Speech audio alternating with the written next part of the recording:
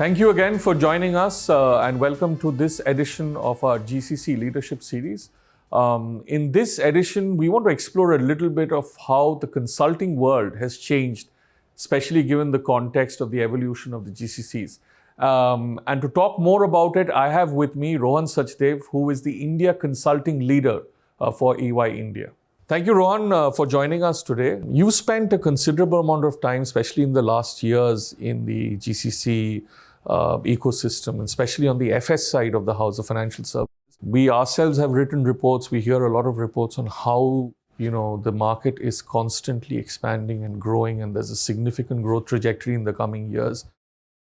How have you seen this industry evolve over the last, especially 5-6 years? So thanks, Arindam, first of all, for having me. Listen, I think I got into sort of the GCCs, I'd say 7 or 8 years ago, predominantly with the mindset of building a consulting business in the GCC area. And back in those days, if you look at it, we used to go and sell location surveys, process re-engineering work, a lot of work around accounts payable, procurement and all. If you look at where we are today, and I think COVID was a tipping point for the GCCs in terms of how the global world viewed the GCCs. And I also think that, a lot of people now don't call them GCCs, they just call them their India office. Right. That's a big change in mindset. If you look today, from the 1,500 GCCs that we have, and they're about, 45 billion revenue in there. I would think roll forward to sort of 2025, the GCCs will grow to about, 1,800 or so. But I think if you roll to 2030, this is going to be about 2,500 GCCs. I think the revenue will be about 115 billion in there. Now you think about that amount, and what's happening over here is the other big change. So one is size. One is how many GCCs are coming in. Today we have almost 70 GCCs coming in each year. That could go double up. And gone are the days where only large institutions, whether it's banks or non-financial institutions, are looking for setting up GCCs. Everyone wants to take into account the talent in India. So I think that's one big move that's happening. Not just big ones, but medium ones are also coming in. A lot of them are coming in to set up utilities. This really means that the GCC area is going to become a massive, massive area in terms of where India will be the shining star. I also saw a big change historically in institutions using GCCs as run the business. Today they are change the business. Run the business has become an old school thing. Now it's all the change the business. So I think that's the sort of landscape that I'm seeing. Other thing I'm also seeing is amazing talent in the GCCs. Just amazing talent. If you go back and see what Goldman Sachs did last year, they had 29 MDs in India. Today, a lot of banks have MDs sitting in India. The purchasing power is sitting in India. The innovation power is sitting in India. This sort of almost everything that the institution is doing is being driven out of India. So that's the big change I've seen, Arindam. Got it, Rohan. And given that you run a very large consulting business, especially in the context of EY, and the fact that you also just mentioned for GCC talent is such a big part, so it is for EY as well. What are some of those skills that you are seeing now emerging as sort of those most sought after skill sets? How is that talent pool changing or has changed over the last 2 to 3 years? It's a pretty interesting question, and I'll again go back to COVID, which was this sort of, when you sort of are in overdrive. I think we saw, historically we saw a lot of what we would say are sort of traditional consulting skills being utilized. Now I think if we come in, everything is around digital, everything is around data, everything is around a new age tech, everything is around very sophisticated operation risk, credit risk, market risk. It's around actuarial services. It's around really everything that is new. Cyber is becoming a big area where we are starting to see a lot of demand in the GCCs. We'll say advanced engineering, as I said, is a big area. I think we are starting to now see a lot of callings coming through on sort of AI, but also a lot of requests to sort of see areas where we can work on generative AI. So I think we're getting a lot of sort of calls, and you're part of some of those, where People want to see what can generative AI do.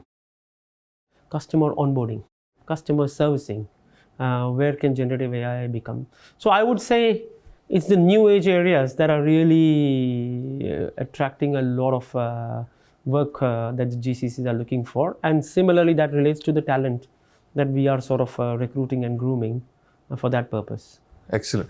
And probably, Rohan, since I have you here, and this is not a question that I would ask in other episodes of this series, but given that I have you here and given your vast experience, especially in the consulting area, I'm sure some of the people that watch these, bites and series do have that question in mind: is how do you make a transition from the GCC world to a consulting world? Right? What, according to you, are some of those, maybe 2 or 3 traits that people need to sort of develop to be able to assimilate themselves in the consulting world in the best possible manner? Look, I think each one goes through their own journey. That's the first thing that is there. What we sort of see is that people who've come from the GCCs, one is they understand. Most importantly, they all understand their functional areas. If you're getting someone from finance, someone from tech, they'll understand their functional areas. I don't think that's a doubt. I think they understand how the GCCs work.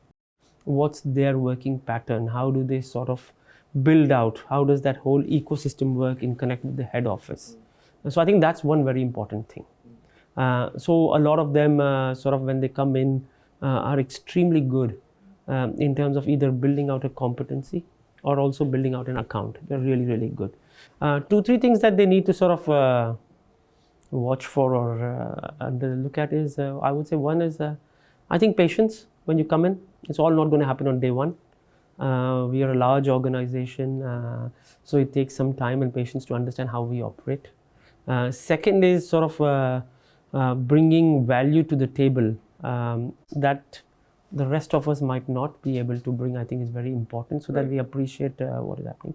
Third is, I think one important thing, I think when you come into consulting for anyone, is that often in industry, you work with the same team under you every day. Whereas here, you might be working with very different, diverse teams.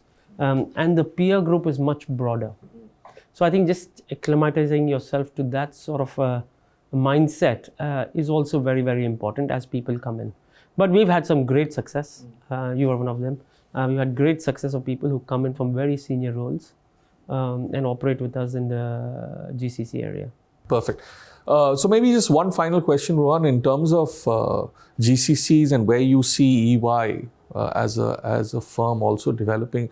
What are some of those maybe 2 or 3 investments that we are making as a firm, especially when it comes to the growth of the GCC ecosystem? Where do you see that kind of investment being focused on?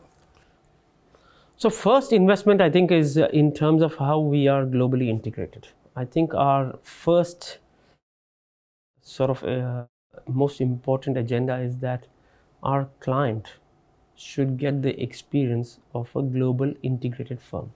And we make huge investments around that. Investments in terms of how we get our people to have global experiences, how we are integrated with our global teams, how we are integrated with our global leaders, how some of our partners over here are dealing with global counterparts of our clients. So I think that's one big area. It's an ongoing investment. I wouldn't say anything is a one-time investment. So it's an ongoing investment. I think that's important for us because we've had this feedback from clients that they love the way we take one firm approach to them. Second is investing into new age areas. So today, everyone is speaking about generative AI. So how do we invest into generative AI area? But new age technology, advanced technology is a big area of investment. So again, investing constantly over there, I think, is very, very important. Investing in tools and assets is another very, very important area. So can we do something in a lot more sort of repetitive manner, which is enabled by technology? So, building utilities that, we can take to our clients, where they get a lot of reliance, but a lot of efficiency also. Fourth, I would say, is the transformation mindset. So going to GCCs with the agenda of transformation and looking at what does head office want you to do? What do you want to do and how do we help you transform? And that means bringing a combination of people from different parts of our business to make that transformation. So whether it's business consulting, whether it's tax, whether it is from our strategy teams, bringing the right people in there, I think is the fourth. Again, some of these are not investments, they are behavioral changes also that we are making. But I think the fifth one really is building dedicated teams that work on GCCs so that, and on particular clients, so that the client get that same experience all the time. But pulling in the right experts at the right time.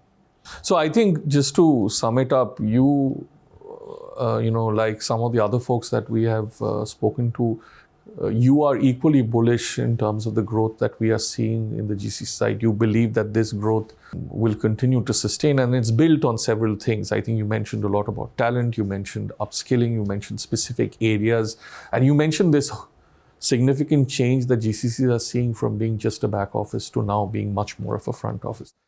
So thank you so much, Rohan, for joining us. It was a pleasure talking to you.